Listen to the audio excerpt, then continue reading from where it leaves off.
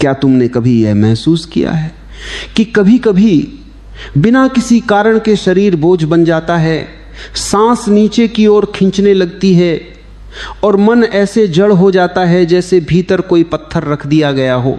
और कभी कभी बहुत कम क्षणों में अचानक सब कुछ हल्का हो जाता है, चलना आसान लगने लगता है, आंखों में चमक आ जाती है, जैसे जीवन ऊपर की ओर बहने लगा हो। प्रश्न यह नहीं है कि मनुष्य उड़ सकता है या नहीं, प्रश्न यह है कि मनुष्य इतना भारी क्यों हो गया है। लोग समझते हैं कि भार शरीर का होता है, ये सबसे बड़ी भूल है। शरीर तो केवल मिट्टी, जल, ताप और आकाश का संगम है। वह स्वयं कुछ भी नहीं करता। जो उसे चलाता है, जो उसे उठाता है, जो उसे गिराता है, वह वायु है।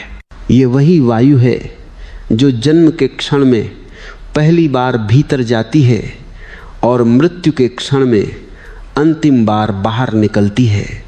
बीच का पूरा जीवन उसी के सहारे चलता है। आज मनुष्य उड़ नहीं पाता, इसीलिए नहीं कि उसके पास पंख नहीं है। मनुष्य उड़ नहीं पाता क्योंकि उसकी वायु नीचे की ओर बह रही है। देखो, बच्चा जन्म लेता है तो उसका शरीर हल्का होता है, उसकी सांस ऊपर की ओर उठती है, उसके भीतर कोई बोझ नहीं होता। वह हंसता है, गिरता है, फिर उठ खड़ा होता है। फिर धीरे धीरे समाज उस पर भार डालता है, डर का भार, अपेक्षा का भार, असफल होने का भार, दूसरों जैसा बनने का भार। इन सब का सीधा असर शरीर पर नहीं पड़ता, वायु पर पड़ता है। वायु नीचे की ओर झुकने लगती है और जैसे ही वायु नीचे जाती है शरीर भारी होने लगता है। तुमने देखा होगा जब कोई बहुत भय में होता है उसकी सांस पेट में अटक जाती है। जब कोई क्रोध में होता है उसकी सांस तेज और टूटती हुई हो जाती है। और जब कोई अत्यंत शांति में होता है उसकी सांस अपने आप हल्की हो जाती है, ऊपर उठने लगती है। यह कोई मनोवैज्ञानिक बात नहीं है, यह शुद्ध जीवन विज्ञान है। प्राचीन लोग इसे जानते थे, उन्होंने इसे छिपाया नहीं था, बस शब्दों में बांध दिया था। और जब शब्द बचे और अनुभव खो गया तब यह सब रहस्य बन गया। वायु कोई साधारण तत्व नहीं है, ये केवल हवा नहीं है जो बाहर बहती है, ये वह गति है जो जीवन को चलाती है। यदि यह गति नीचे की ओर है तो मनुष्य गिरता है, यदि यह गति ऊपर की ओर है तो मनुष्य हल्का हो जाता है। लोग पूछते हैं क्या बिना पंख उड़ना संभव है? मैं पूछता हूं क्या बिना बोझ हल्का होना संभव है? आज का मनुष्य हर समय थका हुआ क्यों रहता है? वह कुछ भी करे भीतर एक भारीपन क्यों रहता है? वह सोकर उठता है फिर भी थका रहता है, वह आराम करता है फिर भी बेचैन रहता है, क्योंकि उसकी वायु उल्टी दिशा में बह रही है। वायु का स्वभाव है ऊपर उठना, लेकिन जब जीवन गलत ढंग से जिया जाता है तो वही वायु नीचे की ओर खींच जाती है। देखो, जब कोई व्यक्ति सदा भविष्य में जीता है उसकी सांस कभी ऊपर नहीं जाती। जब कोई व्यक्ति सदा अतीत में उलझा रहता है उसकी सांस भारी हो जाती है। और जब कोई व्यक्ति इस क्षण में ठहर जाता है बिना प्रयास के, उसकी सांस अपने आप ऊपर उठती है। यह कोई अभ्यास नहीं है, यह जीवन की समझ है। इसीलिए पुराने समय में कहा गया था कि जो व्यक्ति वायु को समझ ले वह भार से मुक्त हो जाता है। ये बात उड़ने की नहीं है, ये बात गिरने से रुक जाने की है। आज लोग जिम जाते हैं शरीर को हल्का करने के लिए, लेकिन भीतर की वायु ज्यों की त्यों रहती है, इसलिए शरीर मजबूत हो जाता है लेकिन जीवन बोझ बना रहता है। एक साधारण आदमी की समस्या लो, वह कहता है मैं कुछ भी कर लूं, मन शांत नहीं होता। असल में उसका मन नहीं, उसकी वायु अशांत है। वह कहता है मुझे हर समय डर लगता है। डर का मतलब है वायु का नीचे गिर जाना। जब वायु नीचे जाती है तो शरीर पृथ्वी की ओर खींचता है, और जब शरीर खींचता है तो मन भी उसी दिशा में गिरता है। नस्सियों ने यह देखा था, उन्होंने शरीर से लड़ाई नहीं की, उन्होंने मन से युद्ध नहीं किया, उन्होंने वायु की दिशा बदली। जब वायु ऊपर उठती है तो शरीर हल्का हो जाता है, और जब शरीर हल्का हो जाता है तो मन स्वतः शांत होने लगता है। इसलिए कहा गया शरीर को मत बदलो, वायु को समझो। लोग पूछते हैं ये गुप्त क्यों कहा गया? गुप्त इसलिए नहीं कि इसे छिपाया गया, गुप्त इसलिए कि यह भीड़ के लिए नहीं है, ये उनके लिए है जो अनुभव करना चाहते हैं, मानना नहीं। जो केवल सुनकर विश्वास कर लेते हैं वे हमेशा नीचे रहते हैं, और जो प्रयोग करते हैं वे हल्के होने लगते हैं। ये कोई कथा नहीं है, यह कोई कल्पना नहीं है, ये जीवन का सीधा नियम है। तुम जितना अधिक भीतर बोझ ढोते हो उतनी ही नीचे तुम्हारी वायु जाती है, और जितना बोझ छोड़ते हो उतनी ही ऊपर वायु उठती है। यही कारण है कि कुछ लोगों के पास सब कुछ होता है फिर भी वे टूटे हुए होते हैं, और कुछ लोगों के पास कुछ भी नहीं होता फिर भी वे हल्के और प्रसन्न होते हैं। ये फर्क धन का नहीं है, ये फर्क वायु का है। जब तक ये समझ नहीं आती तब तक उड़ने की बात मूर्खता लगती है, और जब ये समझ आ जाती है तब उड़ना कोई लक्ष्य नहीं रह जाता, क्योंकि तब समझ में आता है उड़ना नहीं चाहिए, गिरना बंद होना चाहिए। जब मैं वायु की बात करता हूँ तो लोग तुरंत सांस के बारे में सोचने लगते हैं। यह स्वाभाविक है, क्योंकि वायु का सबसे प्रत्यक्ष अनुभव सांस के रूप में ही होता है। लेकिन वायु केवल सांस नहीं है, सांस तो उसका बाहरी दरवाजा है। असली वायु भीतर बहती हुई वह शक्ति है जो शरीर, मन और जीवन को जोड़ती है। पंचतत्व की बात बहुत की गई है, लेकिन समझ बहुत कम दी गई है। लोग इसे किताबों की सूची बना लेते हैं, पृथ्वी, जल, अग्नि, वायु, आकाश और बात समाप्त। पर यह सूची नहीं है, यह एक जीवित क्रम है। पृथ्वी का अर्थ है जड़ता, जल का अर्थ है प्रवाह, अग्नि का अर्थ है ताप, ऊर्जा, वायु का अर्थ है गति, और आकाश का अर्थ है विस्तार। इन पांचों में वायु सबसे निर्णायक है, क्योंकि पृथ्वी जड़ है, जल बह सकता है, अग्नि जल सकती है, लेकिन दिशा वायु तय करती है। यदि वायु नीचे की ओर है तो जल भी नीचे बहता है, अग्नि भी दब जाती है और पृथ्वी और भारी हो जाती है। यदि वायु ऊपर की ओर है तो जल भी ऊपर उठता है, अग्नि तेज हो जाती है और पृथ्वी हल्की होने लगती है। आज का मनुष्य पृथ्वी में फंसा हुआ है, उसका जीवन बोझ बन गया है, वह खींच खींच कर जी रहा है, और वह सोचता है कि समस्या मन की है, वह सोचता है कि समस्या परिस्थिति की है। असल समस्या कहीं और है। वायु गलत जगह बह रही है। तुमने देखा होगा जब कोई व्यक्ति बहुत लालची हो जाता है उसकी सांस भारी हो जाती है। जब कोई व्यक्ति बहुत ईर्ष्या में जलता है उसकी सांस उथली हो जाती है। जब कोई व्यक्ति बहुत अधिक काम में डूब जाता है उसकी सांस टूट जाती है। ये सब नैतिक बातें नहीं हैं, ये सब भौतिक घटनाएं हैं। ईर्ष्या का अर्थ है भीतर की वायु सिकुड़ जाना, लालच का अर्थ है वायु का नीचे की ओर खींच जाना, डर का अर्थ है वायु का जम जाना। इसलिए पुराने लोग भावनाओं को अलग अलग नहीं देखते थे, वे देखते थे कि वायु किस दिशा में बह रही है। यदि किसी व्यक्ति की वायु स्थिर हो जाए तो वह व्यक्ति उदास हो जाता है, यदि वायु बहुत तेज हो जाए तो वह बेचैन हो जाता है, और यदि वायु संतुलित होकर ऊपर उठे तो वह व्यक्ति सहज हो जाता है। आज के समय की सबसे बड़ी समस्या यही है, असंतुलित वायु। लोग बहुत खाते हैं क्योंकि भीतर खालीपन है, लोग बहुत बोलते हैं क्योंकि भीतर शांति नहीं है, लोग बहुत सोचते हैं क्योंकि वायु रुकी हुई है, और फिर वे पूछते हैं समाधान क्या है। इस समाधान बाहर नहीं है, समाधान किसी नई विधि में नहीं है, समाधान समझ में है। जब तक तुम ये नहीं समझते कि तुम्हारे भीतर क्या बह रहा है तब तक तुम कुछ भी कर लो, थकान बनी रहेगी। ऋषियों ने देखा था कि वायु को सीधे पकड़ा नहीं जा सकता, लेकिन उसके प्रभाव को देखा जा सकता है। उन्होंने ये भी देखा कि वायु सबसे पहले पेट में गिरती है, इसलिए पेट मनुष्य का सबसे संवेदनशील केंद्र बन गया। आज का मनुष्य पेट से ही जी रहा है, वह सोचता भी पेट से है, डरता भी पेट से है, और निर्णय भी पेट से करता है। जब पेट में वायु भारी हो जाती है तो व्यक्ति का पूरा जीवन भारी हो जाता है। इसीलिए कहा गया कि यदि वायु को ऊपर उठाना है तो पहले पेट से मुक्त होना होगा।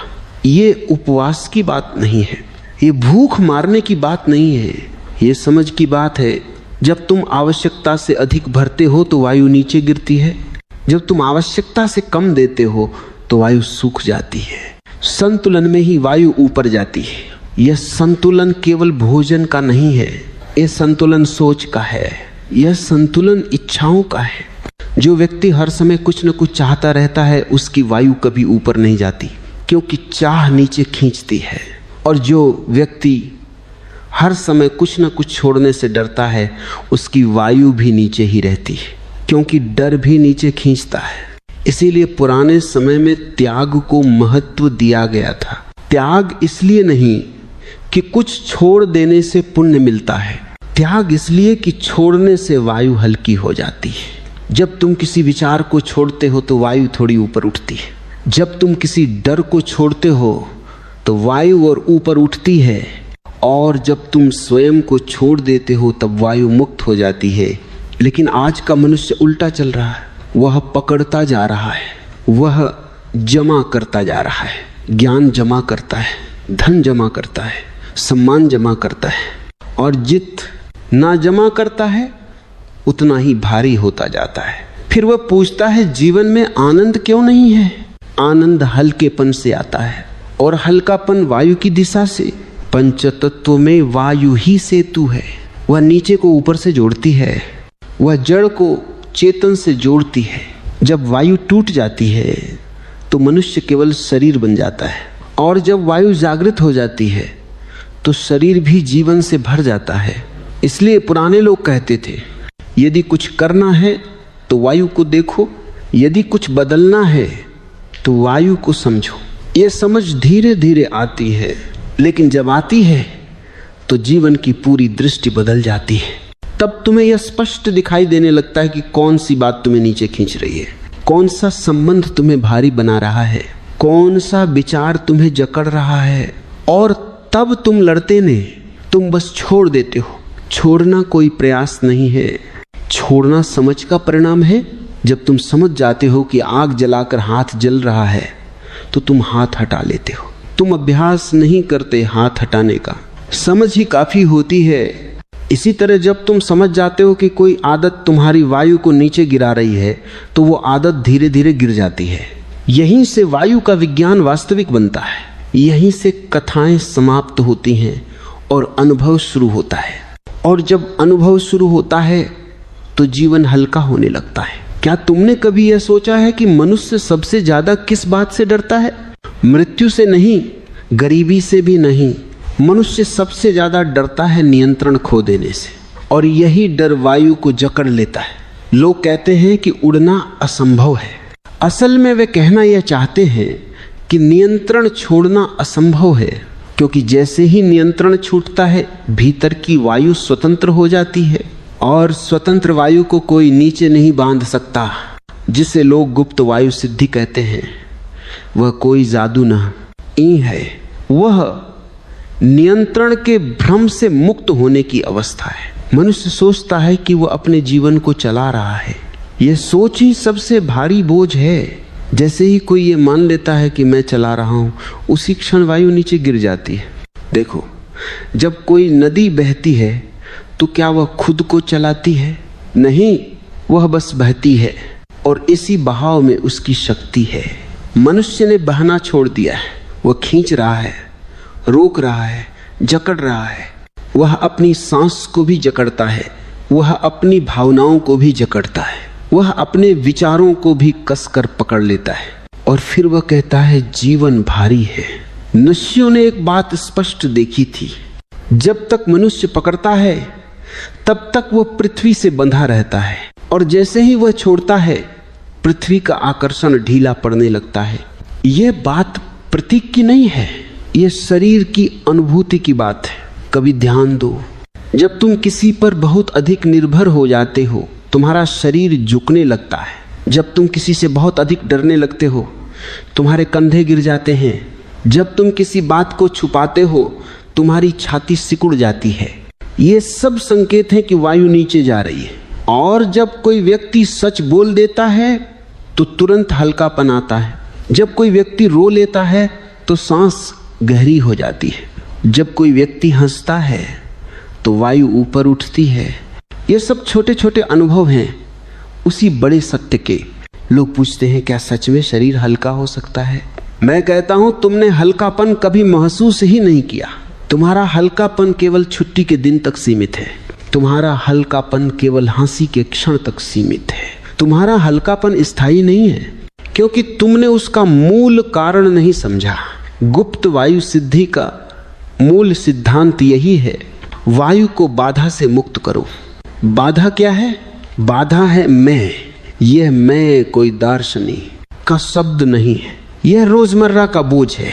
मुझे यह चाहिए, मुझे वह नहीं खोना। मेरी इज्जत, मेरा डर, मेरा भविष्य, हर मेरा वायु को नीचे खींचता है। इसलिए पुराने लोग सरल थे, कम बोलते थे, कम मांगते थे, कम दिखाते थे। वे मूर्ख नहीं थे, वे हल्के थे। आज का मनुष्य बहुत समझदार है, लेकिन इतना भारी है कि जमीन से चिपका हुआ है। जब रस्सियों की बात आती है, लोग सोचते हैं कि वे आकाश में उड़ते थे। यह सोच बच्चों जैसी है। ऋषियों ने पहले अपने भीतर से भार हटाया था। जब भीतर से भार हट जाता है तो बाहर का नियम बदल जाता है। यह नियम हर समय काम करता है, लेकिन तुमने कभी उसे परखा नहीं। तुम जीवन भर एक ही ढंग से जीते रहे और फिर कहते हो कुछ बदलता नहीं। एक छोटा सा उदाहरण समझो।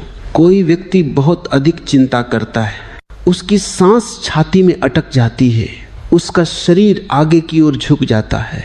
अब वही व्यक्ति जब किसी दिन चिंता छोड़ देता है अचानक, तो उसकी सांस नीचे तक जाती है, उसकी रीढ़ सीधी हो जाती है, उसके चेहरे पर चमक आ जाती है। क्या बदला? परिस्थिति नहीं बदली, वायु बदली। इसी को समझने वाले लोग धीरे धीरे आगे बढ़े। उन्होंने देखा कि जब वायु ऊपर जाती है तो शरीर का भार बदलने लगता है।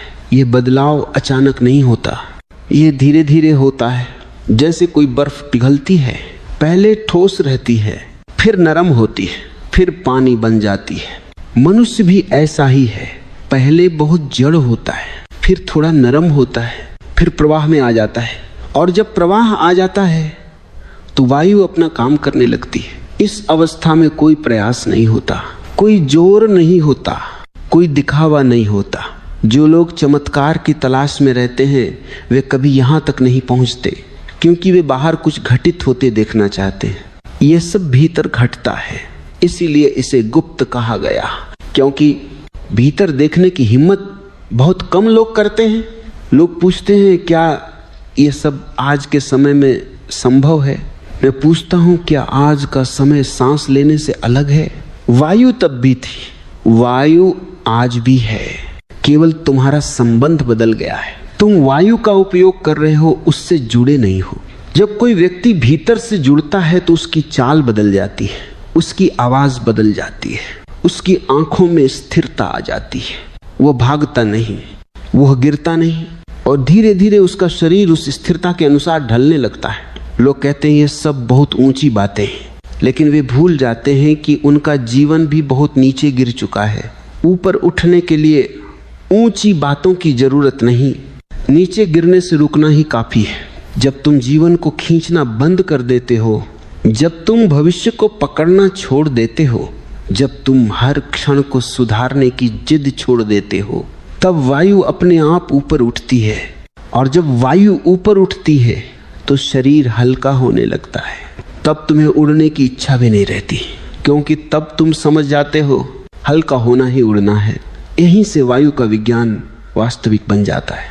अब बात समझ की नहीं, जीवन में उतरने की, क्योंकि जितना कहा जा सकता था वो कहा जा चुका है। अब जो बचता है वो जीने की बात है। लोग हमेशा पूछते हैं अब करें क्या? ये प्रश्न ही बताता है कि अभी भी भीतर वही पुरानी आदत मौजूद है, कुछ करने की, कुछ पकड़ने की, कुछ जोड़ने की। वायु को ऊपर उठाने के लिए कुछ जोड़ना नहीं पड़ता, वायु को ऊपर उठाने के लिए हटाना पड़ता है। सबसे पहले समझो, शरीर एक पात्र है, जैसे कोई घड़ा। यदि घड़ा कीचड़ से भरा हो तो उसमें स्वच्छ जल नहीं ठहर सकता। और यदि शरीर तनाव से भरा हो तो वायु ऊपर नहीं जा सकती। आज का मनुष्य हर समय तना हुआ है, कंधे कसे हुए, जबड़ा भींचा हुआ, पेट अंदर की ओर दबा हुआ, सांस आधी अधूरी। यह सब संयोग नहीं है, यह एक ही बीमारी के लक्षण है। इसलिए विधि की शुरुआत शरीर से होती है, मन से नहीं। सुबह उठते ही अधिकांश लोग सबसे पहली गलती यही करते हैं कि वे जल्दी में होते हैं। जल्दी में उठना, जल्दी में नहाना, जल्दी में खाना, जल्दी ही वायु को नीचे गिरा देती है। वायु को ऊपर उठाने के लिए सबसे पहली शर्त है जल्दी छोड़ देना, धीरे चलना, धीरे बोलना, धीरे खाना। यह साधारण लग सकता है, लेकिन यही सबसे कठिन है, क्योंकि अहंकार को जल्दी पसंद है। जल्दी का मतलब है मैं समय से बड़ा हूं। जब तुम धीरे होते हो तो वायु को जगह मिलती है, जब तुम जल्दी में होते हो तो वायु सिकुड़ जाती है। दूसरी बात, पेट केवल भोजन का स्थान नहीं है, यह वायु का मुख्य द्वार है। लोग या तो पेट को बहुत भर देते हैं या बिल्कुल सुनते ही नहीं कि पेट क्या कह रहा है। जब पेट बहुत भरा होता है वायु नीचे गिर जाती है, जब पेट बहुत खाली रखा जाता है वायु कमजोर हो जाती है। इसीलिए संतुलन आवश्यक है। खाना पेट के लिए नहीं, शरीर के लिए होना चाहिए, और खाना मन के लिए नहीं, आवश्यकता के लिए होना चाहिए। आज लोग खाते हैं स्वाद के लिए, डर के लिए, अकेलेपन के लिए, और फिर वे कहते हैं शरीर भारी है। यह शरीर नहीं, वायु का अपमान है। तीसरी बात, शरीर की स्थिति, दिन भर झुककर जीना, झुककर बैठना, झुककर चलना, यह सब वायु को नीचे बुलाना है। पुराने समय में लोग सीधे बैठते थे, इसलिए नहीं कि उन्हें नियम सिखाया गया था, बल्कि इसीलिए कि उनका जीवन ही सीधा था। आज जीवन टेढ़ा है, इसलिए शरीर भी टेढ़ा है। यदि दिन में कुछ समय भी शरीर को सीधा रख कर बैठा जाए, बिना प्रयास, बिना खिंचाव, तो वायु को ऊपर जाने का रास्ता मिलता है। यह कोई अभ्यास नहीं है, यह केवल सजगता है। अब चौथी बात बोलना। लोग जितना जरूरत से ज्यादा बोलते हैं उतनी ही उनकी वायु गिरती है। बोलना ऊर्जा खर्च करता है, और जब बिना आवश्यकता बोला जाता है तो वायु बिखर जाती है। देखो, जो व्यक्ति बहुत बोलता है वो थका हुआ रहता है, और जो कम बोलता है वह भीतर से भरा हुआ रहता है। इसका मतलब चुप्पी ओढ़ लेना नहीं है, इसका मतलब है अर्थहीन शब्दों को छोड़ देना। पांचवी बात, रात वायु के लिए सबसे महत्वपूर्ण समय है। जो व्यक्ति देर रात तक जागता है उसकी वायु उल्टी दिशा में बहने लगती है, और जो व्यक्ति समय पर विश्राम करता है उसकी वायु ऊपर उठने लगती है। आज लोग कहते हैं हमारे पास समय नहीं है, असल में उनके पास वायु नहीं है।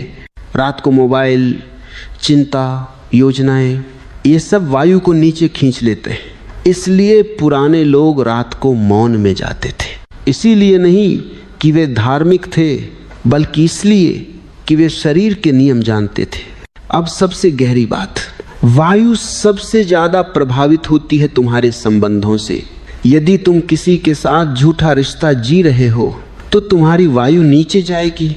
यदि तुम किसी के साथ डर के कारण जुड़े हो तो तुम्हारी वायु नीचे जाएगी। यदि तुम किसी के सामने अपने आप को छोटा बनाते हो तो तुम्हारी वायु नीचे जाएगी, और यदि तुम किसी के साथ सहज हो तो वायु ऊपर उठेगी। इसलिए जीवन में सबसे बड़ा साहस है झूठे संबंध छोड़ देना। लोग कहते हैं यह संभव नहीं है। वे भूल जाते हैं कि उनका शरीर रोज इसकी कीमत चुका रहा है। अब एक साधारण उदाहरण लो। एक व्यक्ति रोज ऑफिस जाता है जहां उसे अपमान सहना पड़ता है। वह मुस्कुराता है, भीतर से टूटता है। धीरे धीरे उसकी सांस भारी हो जाती है। फिर डॉक्टर कहता है तनाव है। डॉक्टर झूठ नहीं बोल रहा, लेकिन आधा सच बोल रहा है। तनाव का मतलब है वायु दब गई है। यदि वही व्यक्ति एक दिन निर्णय ले ले कि मैं अब ये अपमान नहीं सहूंगा, तो परिस्थितियां बदले या ना बदले, उसकी वायु ऊपर उठने लगती है। इसीलिए निर्णय जीवन में बहुत महत्वपूर्ण है। निर्णय परिस्थिति नहीं बदलता, निर्णय वायु की दिशा बदलता है। और अब अंतिम बात, सबसे सूक्ष्म, सबसे गहरी, कभी कभी कुछ भी करने की जरूरत नहीं होती। कभी कभी केवल यह देखना ही काफी होता है कि तुम कहाँ गलत बह रहे हो। जैसे ही तुम देखते हो, वायु अपने आप दिशा बदलने लगती है। ये देखना प्रयास नहीं है, यह ईमानदारी है। जब तुम अपने जीवन से झूठ हटाने लगते हो तो वायु ऊपर उठती है। जब तुम अपनी थकान को स्वीकार कर लेते हो तो वायु हल्की हो जाती है। जब तुम ये मान लेते हो कि मैं नहीं जानता तो वायु मुक्त हो जाती है। यही विधि है, कोई मंत्र नहीं, कोई रहस्य नहीं, कोई छल नहीं। बस जीवन को इतना सरल बना देना कि वायु को ऊपर जाने में कोई रुकावट न रहे। और जब वायु ऊपर जाती है तो शरीर स्वयं हल्का होने लगता है। यह हल्कापन स्थायी होता है। यह किसी क्षण की उत्तेजना नहीं है, यह जीवन की नई गुणवत्ता है। यहाँ कोई उड़ता नहीं, यहाँ कोई चमत्कार नहीं होता, यहाँ केवल गिरना बंद हो जाता है। और जो गिरना बंद कर देता है वो अपने आप ऊपर उठ जाता है। यही गुप्त वायु सिद्धि का वास्तविक अर्थ है। अब अंत की ओर नहीं बल्कि पूर्णता की ओर चलते हैं, क्योंकि जो समझ यहाँ आकर रुक जाती है वह अधूरी नहीं रहती, वह मौन में उतर जाती है। आज का मनुष्य एक अजीब स्थिति में जी रहा है। उसके पास पहले से ज़्यादा साधन है, पहले से ज़्यादा जानकारी है, पहले से ज़्यादा गति है, लेकिन फिर भी वो पहले से ज़्यादा भारी है। ये भारीपन शरीर का नहीं है, यह समय का भी नहीं है, यह सभ्यता का भारीपन है। पुराने समय में मनुष्य प्रकृति के साथ चलता था, आज मनुष्य प्रकृति के विरुद्ध चल रहा है। और जो प्रकृति के विरुद्ध चलता है उसकी वायु स्वतः नीचे जाती है। आज का मनुष्य ऊपर देखता है ऊंची इमारतें, उड़ते जहाज और सोचता है कि यही उन्नति है, लेकिन उसने कभी भीतर झांक कर नहीं देखा कि उसकी अपनी सांस कितनी नीचे गिर चुकी है। विज्ञान ने बाहरी उड़ान संभव कर दी, लेकिन आंतरिक हल्केपन को भूल गया। ये विरोध नहीं है, ये असंतुलन है।